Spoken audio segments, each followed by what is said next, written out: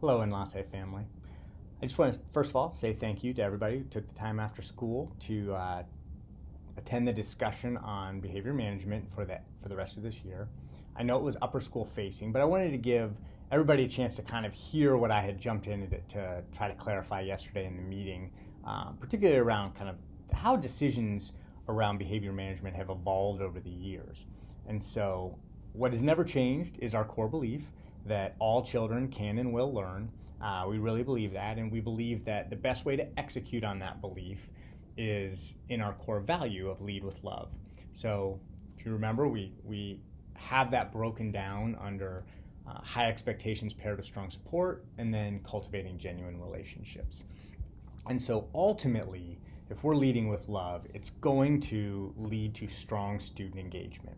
But student engagement also has two paths, and they're connected to lead with love. So if you think about the first part, and that's the one we talk about the most in schools, is the cognitive engagement piece. This is more instruction facing. It's more rooted in the high expectations paired with strong support academically. But it's things like students know what they're supposed to be learning, that students are given a chance to productively struggle and interact with each other, all of the swirl, all the things in the swirl acronym. Students are invested in their own data, those sorts of things. But the other side of that coin is the student behavioral engagement piece. And this one is rooted in the other part of Lead with Love, the cultivating genuine relationships piece. And so, kind of like an ogre or an onion or a parfait, behavioral engagement has layers. And so the first layer is always building relationships. It's always getting to know your students, taking the time, knowing their motivations, knowing their triggers, knowing their hopes and goals and dreams and all of those things. The next layer is kind of those teach like a champion strategies, right? So it's things like proximity and private redirects, things that they're low lift, but they keep the classroom moving forward. Then we get into the love and logic part, right? It's the natural consequences delivered consistently, predictably, and with empathy. And all three of those parts are really important for love and logic. And then the final piece is kind of the restorative conversations. And so we believe in this philosophical approach because the research shows that extrinsic rewards and progressive discipline just don't change behavior effectively over the long term. And so if we think of it in terms of time and attention, it's kind of at the root of love and logic, right? So these are the true motivators. Time and attention are the true motivators for kids and also adults. And so the important point I'm trying to make here is that kids need to be able to connect their behavior, their choices, to their time and others' time. So if a student's choices lead to lost instructional minutes, those minutes need to be made up somewhere, and that has to happen on their time. And so it is motivating the students to work hard during the class time so that they're protecting their own time. It's a very real world connection, right? If you guys do your work on your prep time and after school, then you have your own time at night, right? So it's meant to kind of develop that in students. The other important point I want to make is that a conversation is not a consequence. So if a student does something to damage a relationship, they need an action that helps to repair that relationship. We used to call these acts of kindness, right? It's practicing a wanted behavior. And so I'll give you an example. A student calls another student names, inappropriate name.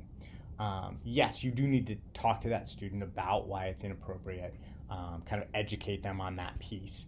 But them just saying sorry is insufficient. There needs to be an action. So in this case, it's probably writing a letter apologizing to the student. But I would also extend that. It's writing a letter to anyone who heard it. And so you're making sure that you're repairing all of the relationships. And then comes the restorative piece, the restorative circle. The students who were there would have a chance to share their feelings. The student would have a chance to share his or her feelings. And you have that kind of close the loop restorative circle. So students should be practicing a positive behavior to replace the unwanted one. Another one might be, a student destroys property or materials or something. Well, if they're practicing disrespect, then they need to practice respect. And so Respect could be practiced by cleaning or helping a teacher put up a new bulletin board, things like that. So I get it. If I'm a teacher listening to all this philosophy, I'm asking myself, when is all this magical time when we get to do all of this? And in the past, we had that built into the daily schedule. We called it choice time, and that was when the consequences most often took place. And again, for a variety of reasons, that time has been removed from the schedule, which makes it a lot more difficult for you to execute on this vision. We are building that back in for the schedule for next year. Doesn't help you now, but there is a long-term solution. But this is why we're using detention for the next few weeks as a temporary solution to the problem of not having time when students can complete these consequences. The consequences for upper school tend to be a little bit more involved, and so that's the driver behind this being really very upper school facing right now. And then the final piece to this is ensuring that we have strong MTSS to help identify the students for whom even more additional supports are needed, and we are working on that as well.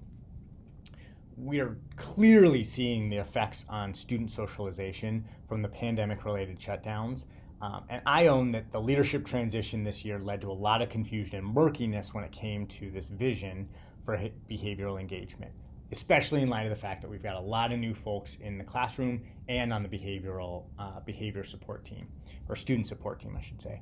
And so my commitment to you is that we're all going to work together to continue to find the best path forward for the last 4 weeks, and then we're going to be able to set ourselves up for next year to really launch with a clear vision paired with strong support and strong development. And so I'm continually grateful for all the work you've put into this year. I'm very optimistic that we can end this year on a positive note.